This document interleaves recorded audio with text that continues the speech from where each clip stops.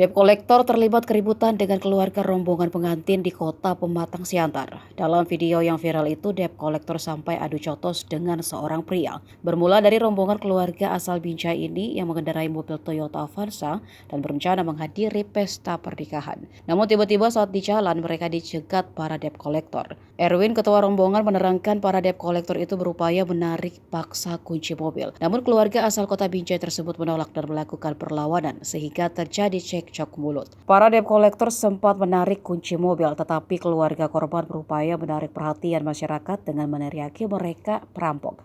Untuk menghadiri kemanaan saya yang bernama Pipi Ramanda Siregar untuk melangsungkan pernikahan, tetapi setelah kami sampai di Siantar, di tengah kota-kota Siantar, tiba-tiba datang debt kolektor leasing, tapi saya kurang tahu. Mereka merampok kunci mobil kami, suruh pinggir-pinggir. Maka terjadilah cekcok di antara kami dan orang-orang leasing.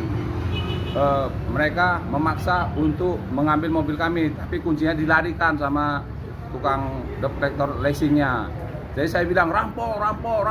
Terakhir masyarakat berduyun-duyun mendatangi tempat TKP-nya, sehingga terjadilah perang mulut di antara kami dengan leasingnya. Dia memberi kunci itu dipindah-pindahkannya, tetapi dia juga yang megang kunci itu. Terakhir kami dapat kunci itu. Jadi sempat ada pihak keluarga yang dipukul gitu? Ada, saya sendiri, saya sampai terjatuh.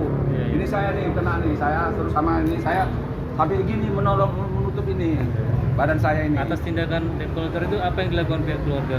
Kami tidak merasa senang dan tidak merasa Tidak senang terima ya, dan kurang nyaman lah.